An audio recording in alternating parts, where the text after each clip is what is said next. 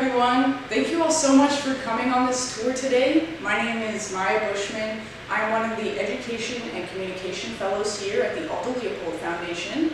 And I would like to take you on a tour today of the Leopold pine trees and share with you how the Leopold family's pine planting journey was a true labor of love that left a lasting mark on the local landscape and the conservation community.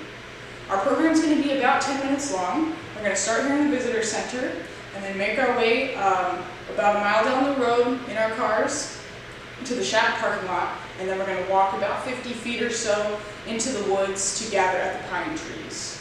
Restrooms are going to be right off to my right here, and we also have a water fountain if you need to top off your water bottles or get a drink. Snacks are okay, just make sure to pack out your wrappers. We do have poison ivy and ticks in the area, so just make sure to stay with the trails and do a tick check at the end of the day. You can also tuck your pants into your socks while we're out there. And I encourage everyone to share their knowledge, thoughts, reflections, opinions, and personal connections. You don't need to have any prior knowledge of Leopold or Sand County Almanac, but I hope that everyone will be able to connect to this program through, hopefully, love of nature. So I'll wait here to make sure everyone's ready to go. And then I'm in the teal hatchback, and you can all just follow me down to the shack parking lot. So here we are, among the Leopold pines. Now you might be thinking to yourself, I've seen a lot of forests. This kind of looks like all those other ones. But to give you a sense for why this one in particular is so special, I'd like to share a before photo. So this is what the property here in Baraboo, Wisconsin looks like when Leopold purchased it in 1935. It had been abandoned by its previous owners who had been farming it right up until the Dust Bowl. And yeah, they obviously couldn't do anything with it anymore. And so they just left it. And Leopold was able to pay the back taxes and acquire these 120 acres. He wanted both a weekend retreat for his family, he lived in Madison primarily, and also was interested in the practical hands-on restoration work. How to shape a landscape and how to restore land health. So he had some help from the government in that regard. During the Dust Bowl, the government was trying to come up with solutions for how to handle the erosion and loss of topsoil that was happening. So they started giving out very cheaply or for free pine seedlings and saplings. And so the Leopolds were able to acquire hundreds and thousands of pine trees to plant here. So starting in 1935, they were planting almost 3,000 trees a year. And in those first 5 years, up to 99% of the trees died. Obviously, the soil conditions were poor, there wasn't enough water, but they kept persisting. They kept coming back again and again, tending to this land, trying to shape it. Example photo, this is Aldo Leopold's middle child, Nina, doing some pine planting.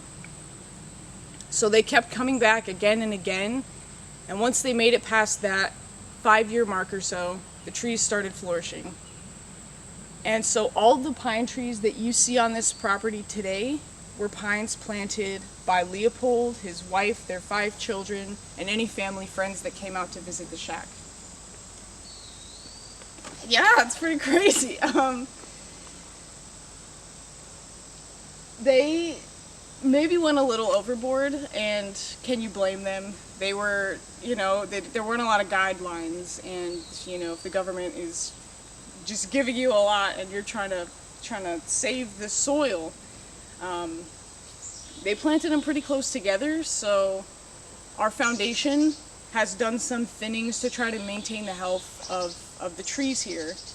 2005 and 2006, we did our first one, and the trees from that thinning were used in the construction of the visitor center where we just were.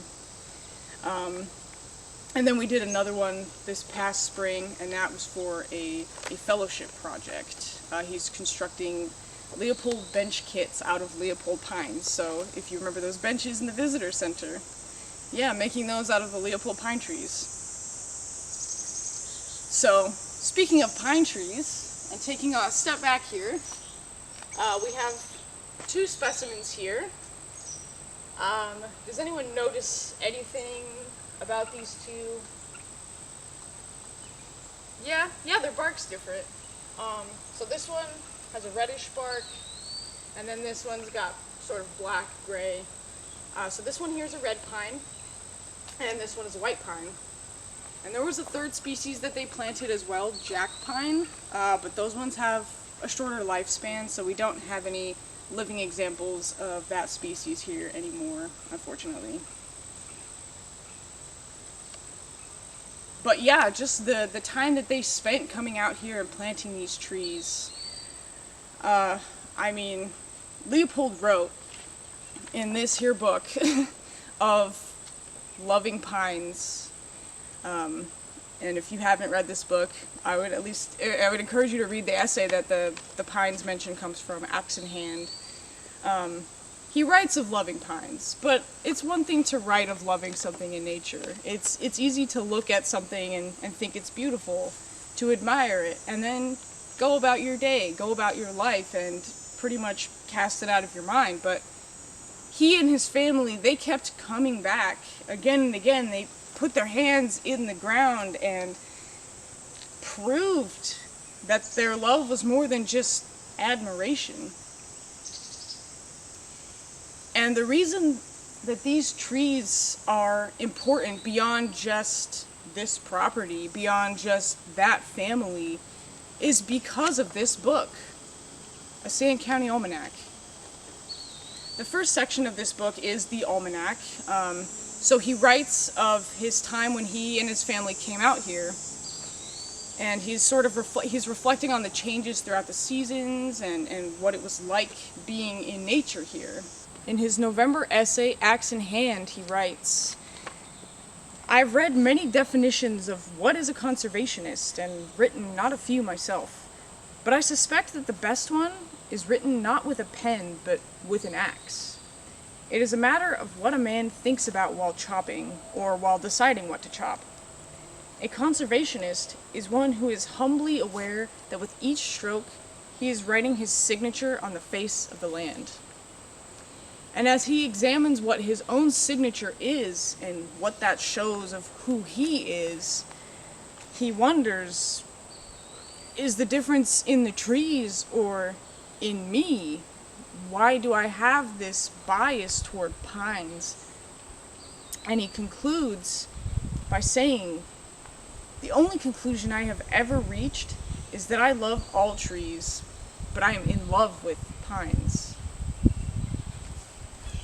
And it's words like these, it's evocative writing and poetry and philosophy that has resonated with readers since this book came out in 1949, that continues to speak to environmentally minded readers, people who want to connect with the landscape that they're in. They want to connect with the landscape Leopold was in. They want to know how they can make a difference to their land, how they can interact and become part of the greater biotic community. So our program today looked at how the Leopold's pine planting journey, a laborious endeavor, was born out of love, and how it left its mark on conservation and this landscape. Pine trees in particular were helpful to restabilize the soil after the erosion of the Dust Bowl. And the Leopolds kept coming back and planting, and in so doing they enacted their love of pines, and Leopold himself enacted his love of pines.